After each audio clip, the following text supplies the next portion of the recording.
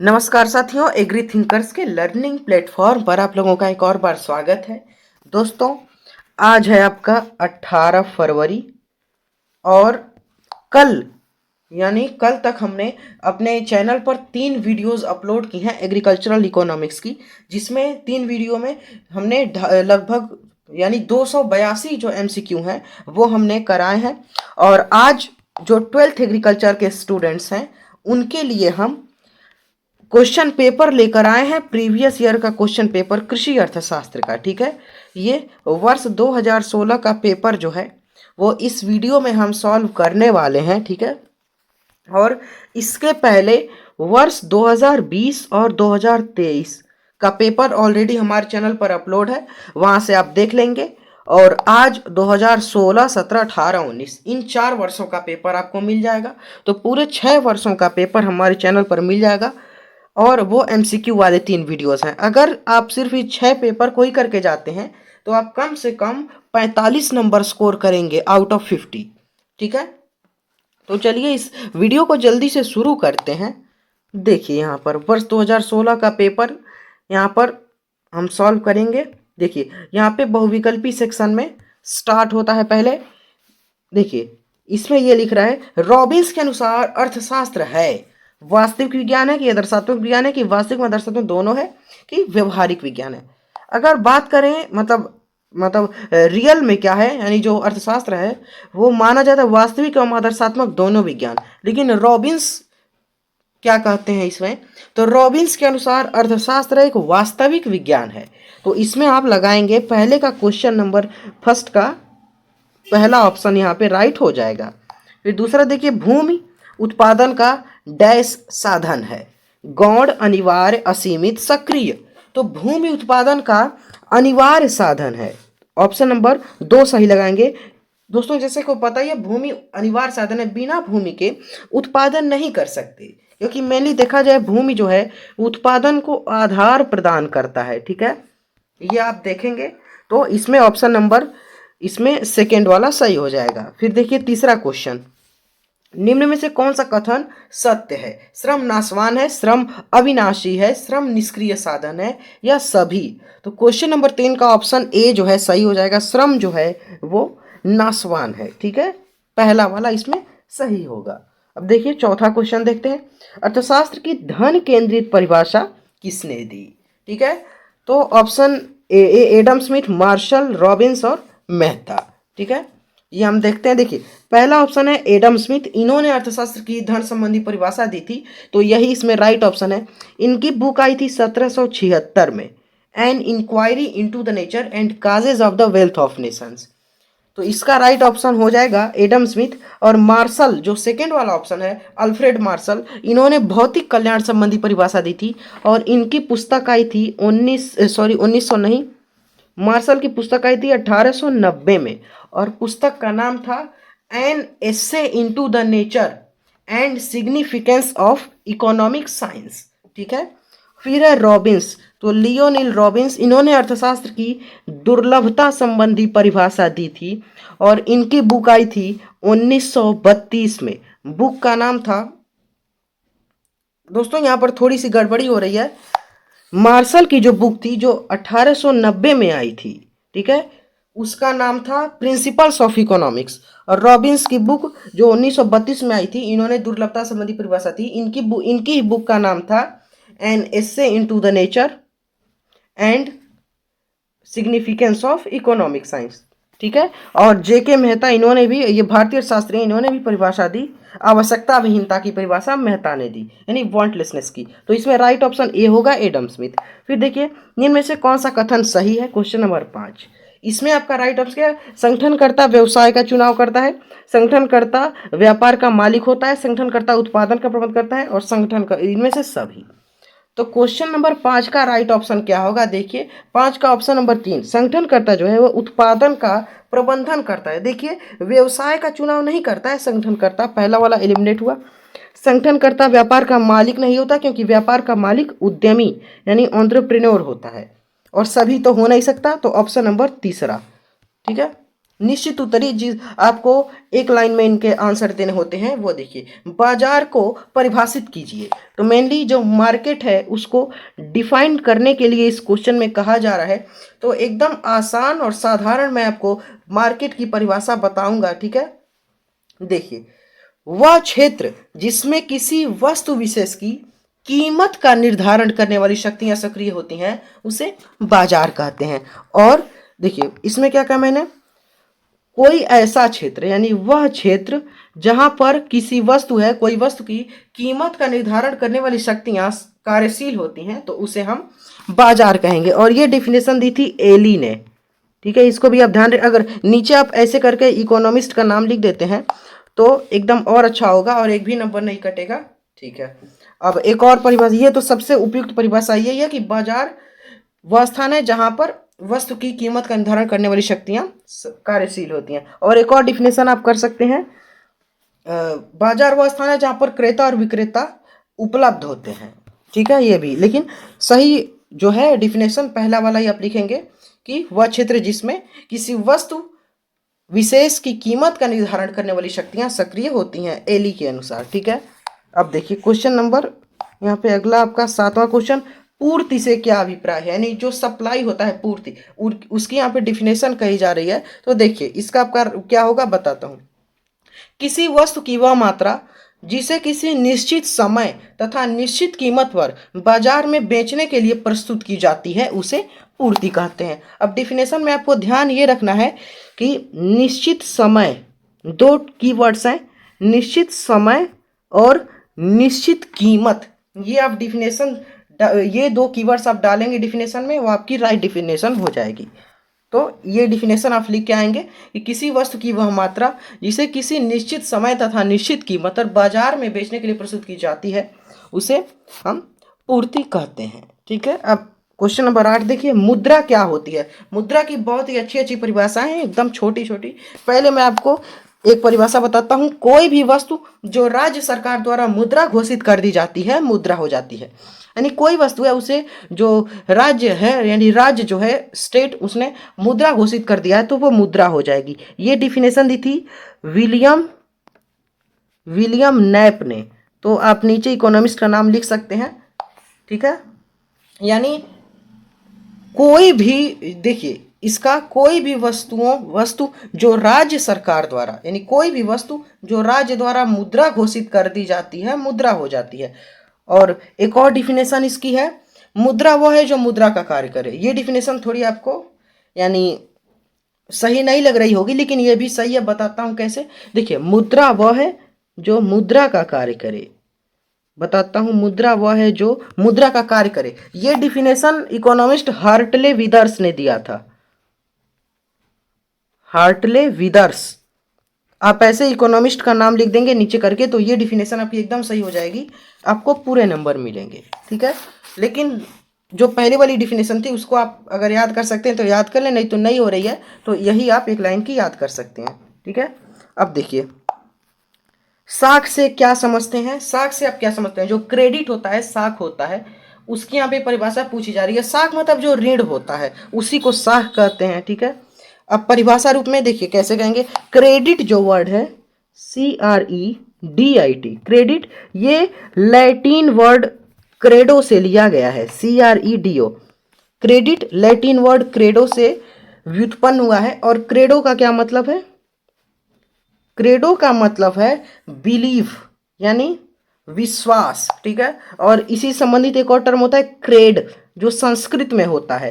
Crate Sanskrit term है, इसका मतलब है आई बिलीव यू, यानी मुझे आप पर विश्वास है। तो क्रेडिट का यही मतलब होता है। अब परिभाषा इसकी कैसी होगी देखिए, निश्चित धनराशि, यानी निश्चित धनराशि जो कुछ उद्देश्यों के लिए कुछ शर्तों पर कुछ ब्याज के साथ प्रदान की जाती है, जिसे जल्दी या बाद में चुकाया जा सकता है, उसे हम क्रेडिट यानी साख कहते हैं। अब इसमें कीवर्ड्स क्या है आपके, देखिए अब इसको, इसी परिभाषा को आप इंग्लिश में कैसे कह सकते हैं, certain amount of money provide for certain purpose on certain conditions with some interest which can be repaid sooner और लेटर। अब इसमें कीवर्ड्स हैं इस परिभाषा के, सर्टेन अमाउंट पहला कीवर्ड है, यानी निश्चित धनराशि और सर्टेन पर्पस भी यहाँ पर कीवर्ड है, यानी निश्चित शर्त और कुछ ब्याज यानी सम इंटरेस्ट। तो ये आपके कीवर्ड्स हैं, ठीक है। देखिए अति लघु उत्तरीय प्रश्न, ये वो प्रश्न है जिनको आपको 50 शब्दों में उत्तर देने होते हैं। आंतरिक व्यापार से आप क्या समझते हैं, नहीं आंतरिक व्यापार की यहाँ पे डिफिनेशन जो है वो पूछी जा रही है। तो देखिए इसको आप कैसे डिफाइन करेंगे। देखिए यहाँ पर आप क्या कहें, बैंक, नहीं देखिए यहाँ पर आंतरिक व्यापार का मतलब क्या होगा। यहाँ पर देखिए कुछ, यहाँ पर 1 मिनट,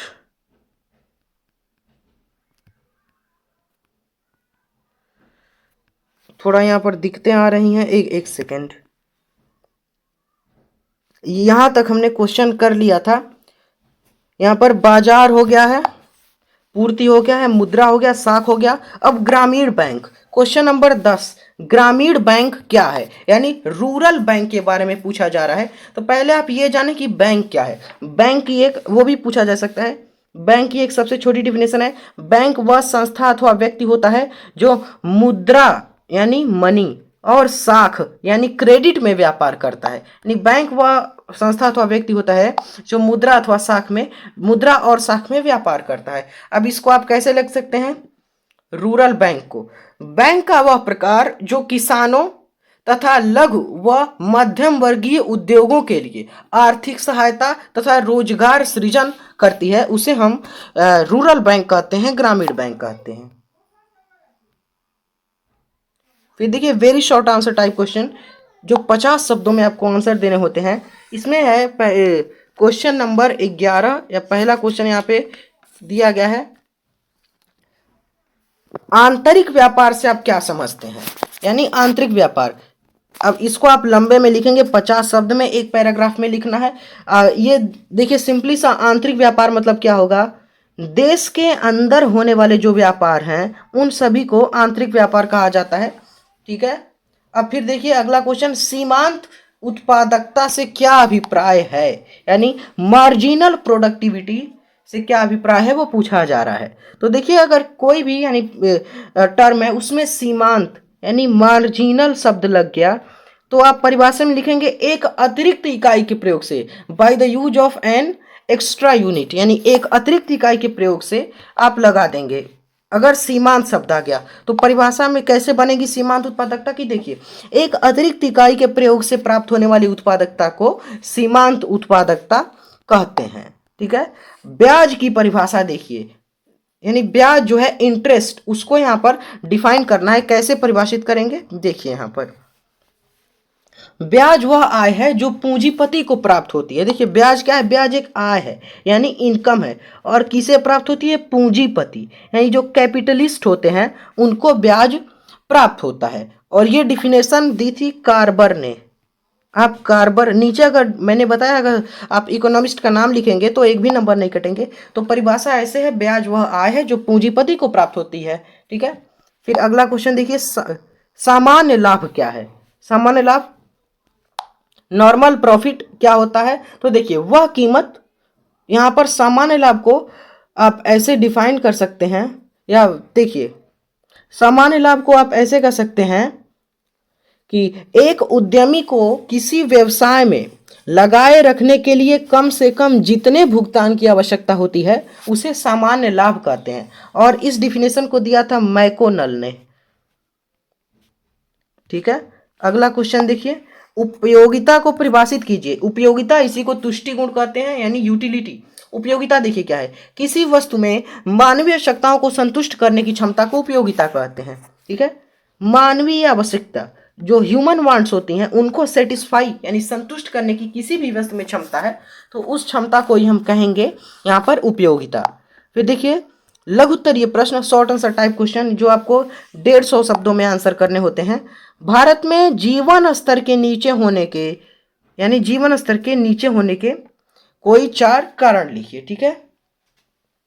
तो इसको जो यानी जो लाइफ स्टेटस है, जो जीवन स्तर है वो भारत में क्यों नीचे है, तो यह आप बिना पढ़े भी लिख सकते हैं। जैसे आप इसमें लिख सकते हैं कम आय, यानी जो इनकम है वो लेस होती है, कम होती है। दूसरा यहाँ पर आप कारण लिख सकते हैं शिक्षा की कमी, ठीक है। और तीसरा है जनसंख्या में तीव्र वृद्धि। जनसंख्या में तीव्र वृद्धि पता ही आपको, अभी हाल में अगर आंकड़े देखा जाए तो इंडिया फर्स्ट नंबर पे है पॉपुलेशन में। अब चौथा यहाँ पर क्या हो जाएगा, उत्पादन के साधनों में कमी, यानी उत्पादन के जो 5 फैक्टर्स होते हैं, जो कारक है, उन्हीं को साधन बोला जाता है, भूमि, श्रम, पूंजी, संगठन, साहस, उनमें कमी। तो यही जो चारों कारण है इनको आप लिख सकते हैं, यानी कम आय, शिक्षा की कमी, शिक्षा में कमी, जनसंख्या में वृद्धि और उत्पादन के साधनों, यानी उत्पादन के साधनों की कमी। फिर अगला देखिए क्वेश्चन नंबर, उत्पादन और यहाँ पर भूमि विकास बैंकों के क्या लाभ हैं, यानी जो आपके भूमि विकास बैंक होते हैं, लैंड डेवलपमेंट बैंक जिनको बोला जाता है, उनके क्या लाभ हैं। तो देखिए वो क्या है, मेनली भूमि विकास बैंक क्या करते हैं कि ये किसानों की भूमि को, यानी किसानों की भूमि को बंधक बनाकर उनको ऋण प्रदान करते हैं, क्रेडिट देते हैं, ठीक है। तो यही आप लाभ में ये कर सकते हैं कि किसानों को ऋण प्रदान करते हैं, ठीक है। लेकिन आपको लॉन्ग में लिखना है, 150 शब्दों में, एक पेज में आप इसको कर देंगे। अगला क्वेश्चन देखिए, उत्पादन और उपभोग में अंतर कीजिए, यानी प्रोडक्शन और कंजप्शन, इसमें अंतर करना है। दोनों दोनों डिपार्टमेंट ऑफ इकोनॉमिक्स हैं। तो देखते हैं, ये अंतर तो बहुत ही अच्छे अच्छे अंतर हैं, एकदम छोटे छोटे। देखिए यहाँ पर क्या होगा, तुष्टि गुण में वृद्धि। देखिए उत्पादन की अगर आप परिभाषा यहाँ पर लिखेंगे प्रोडक्शन, यहाँ पे कंजप्शन। अब जैसे उत्पादन को आप परिभाषित करना होता है तो आप लिखते हैं production is the process that creates utility in goods, यानी उत्पादन वह प्रक्रिया है जो वस्तुओं में तुष्टि गुण, यानी यूटिलिटी को बढ़ाती है या यूटिलिटी का सृजन करती है। जबकि उपभोग क्या होगा, तुष्टि गुण में कमी। पहला अंतर क्या हो गया, उत्पादन में तुष्टिगुण में वृद्धि होती है, उपभोग में तुष्टिगुण कमी करता है, उपभोग तुष्टिगुण में कमी करता है। सेकंड क्या होगा, तत्काल संतुष्टि प्राप्त नहीं होती उत्पादन से, यानी प्रोडक्शन जो आप उत्पादन कर रहे हैं तो आपको तत्काल संतुष्टि नहीं मिलेगी। जैसे कि आपने एक टेबल का प्रोडक्शन किया तो उसको आप अगर बेचते हैं, जब सेल करते हैं तब वो आपको संतुष्टि मिलती है। लेकिन उपभोग यानी कंजम्पशन से आपको तत्काल संतुष्टि मिलती है, तुरंत सेटिस्फैक्शन मिलती है। जैसे कोई एप्पल है, आप उसका कंजप्शन कर रहे हैं तो आपको तुरंत उसे सेटिस्फैक्शन मिलेगा। अब देखिए और अंतर में, प्रोडक्शन यानी उत्पादन बीज है, प्रोडक्शन सीड है और उपभोग फल है। आप ऐसे कह सकते हैं कि जो प्रोडक्शन है वो सीड है और कंजप्शन फ्रूट है, ठीक है। और अंतर देखिए, प्रोडक्शन में आर्थिक क्रियाएं, यानी आर्थिक क्रियाओं का प्रारंभ, उत्पादन जो है वो इकोनॉमिक एक्टिविटीज यानी आर्थिक क्रियाओं का प्रारंभ है और उपभोग आर्थिक क्रियाओं का अंत है। आर्थिक क्रियाएं वे जो धन प्राप्ति के उद्देश्य से की जाती हैं, या शारीरिक हो या मानसिक हो। अब देखिए अगला अंतर क्या होगा, वस्तुओं का प्रत्यक्ष प्रयोग होता है उपभोग में, यानी उपभोग में वस्तुओं का प्रत्यक्ष यानी डायरेक्ट प्रयोग, डायरेक्ट यूज होता है, और प्रोडक्शन में वस्तुओं का अप्रत्यक्ष प्रयोग होता है। तो यही सारे आप अंतर कर सकते हैं। अब देखिए, अब यहाँ पे जो क्वेश्चन आ रहे हैं ये लॉन्ग आंसर टाइप क्वेश्चन है और ये आपको लिखने होते हैं 300 शब्दों में, 2 से 2.5 पेज में आप इन आंसर को लिखेंगे, ठीक है। तो देखते हैं क्वेश्चन नंबर 19 यहाँ पर क्या कह रहा है, देखते हैं हम। देखिए यहाँ पर इस क्वेश्चन में सघन और विस्तृत खेती में अंतर कीजिए, भारतीय कृषि के लिए कौन सी खेती विधि उपयुक्त है। देखिए सघन खेती यानी आपका इंटेंसिव कल्टीवेशन और विस्तृत खेती यानी एक्सटेंसिव कल्टीवेशन, और सघन खेती को गहन खेती कहते हैं, इसको ध्यान में रखेंगे। अब देखिए पहले इसको सरल शब्दों में बताएं क्या है, तो सघन खेती यानी, नहीं पहले विस्तृत खेती देखते हैं, यानी एक्सटेंसिव कल्टीवेशन। इसमें क्या है, जैसे हमको जो कृषि उपज बढ़ानी है, जो हमारी उपज है, जो यील्ड है, उसको बढ़ाने के लिए विस्तृत खेती में हम पूंजी और श्रम के बजाय जो भूमि का आकार है, जो खेत का आकार है, उसमें वृद्धि करते हैं। जबकि सघन खेती में हम निश्चित भूमि के टुकड़े से, यानी सघन खेती में खेत की आकार में वृद्धि नहीं करते, जबकि श्रम और पूंजी में हम वृद्धि करते हैं, श्रम और पूंजी की इकाइयों में। तो यही मेन इसका अंतर है। अब देखिए कैसे परिभाषित करेंगे हम। पहले देखिए विस्तृत खेती यानी एक्सटेंसिव कल्टीवेशन, यह खेती की एक ऐसी विधि है जिसके अंतर्गत कृषि उपज को बढ़ाने के लिए श्रम तथा पूंजी की मात्रा में वृद्धि की बजाय खेत के आकार में वृद्धि की जाती है और सघन खेती, यह खेती की ऐसी विधि है जिसमें कृषि उपज को बढ़ाने के लिए श्रम व पूंजी की मात्राओं में वृद्धि करके भूमि के एक निश्चित टुकड़े से ही अधिक उत्पादन प्राप्त किया जाता है। अब यहाँ पे पूछा जाता है भारत के लिए कौन सी खेती विधि उपयुक्त है, तो इसमें डेफिनेटली आप लगाएंगे सघन खेती। ये जो है इंटेंसिव कल्टीवेशन, ये भारत के लिए उपयुक्त है, क्योंकि यहाँ पे भूमि जो है वो अनिवार्य साधन तो है ही, लेकिन साथ ही साथ सीमित है और जनसंख्या ज़्यादा है। तो यहाँ पर हम खेत के आकार में वृद्धि नहीं कर सकते हैं और श्रम और पूंजी में हम वृद्धि करेंगे। ठीक है, फिर देखिए उत्पत्ति ह्रास, या आप ये क्वेश्चन को करें या इसको करें, अथवा में दिया है तो यहाँ पे दिया है उत्पत्ति ह्रास नियम की उपयुक्त उदाहरण सहित व्याख्या कीजिए। तो इसको हम देख लेते हैं क्या है उत्पत्ति ह्रास नियम, लॉ ऑफ डिमिनिशिंग रिटर्न्स जिसको कहते हैं, उसके बारे में पूछा गया है। देखिए आप इसको कैसे यहाँ पर परिभाषित करेंगे उत्पत्ति ह्रास नियम को। यहाँ पर ऐसे आप कह सकते हैं, देखिए जैसे आप उत्पादन में बढ़ाने के लिए उत्पादन की मात्रा को स्थिर रखकर, इसका मतलब मेनली यही है कि आपने जैसे उत्पादन के जो आप कुछ उपादानों को स्थिर रख के कुछ उपादानों में वृद्धि करेंगे, तो जो आपको मिल रहा है यानी जो आपको उपज मिलेगी वो घटती हुई दर से मिलेगी, यानी जितना आप लगाएंगे कॉस्ट जितना पड़ेगा उससे कम आपको यील्ड मिलेगा, यही है। अब परिभाषा में इसको कैसे कहेंगे, जब किसी वस्तु का उत्पादन बढ़ाने के लिए कुछ उपादानों की मात्रा को स्थिर रखकर अन्य उपादान या उपादानों की मात्रा में वृद्धि करने पर कुल उत्पादन घटते हुए अनुपात से प्राप्त होता है, तो इसी नियम को हम कहते हैं प्रतिफल ह्रास नियम कहते हैं या उत्पत्ति ह्रास नियम कहते हैं। ठीक है, अब इसमें कुछ लक्षण इसके क्या हो सकते हैं, जैसा आप इसके लक्षणों में लिख सकते हैं कि उत्पादन की तकनीकों में सुधार नहीं होता है, सामान्य सत्य है, एक उपादान का स्थिर तथा अन्य उपादानों का परिवर्तनशील होना, इकाइयों की समरूपता, उपादानों का सर्वोत्तम संयोग, अल्पकाल, यही सब आप कर सकते हैं। ठीक है, या आप इसके आधार पर ये पूर्ण प्रतियोगिता में कीमत कैसे निर्धारित होती है, इसको आप कर सकते हैं।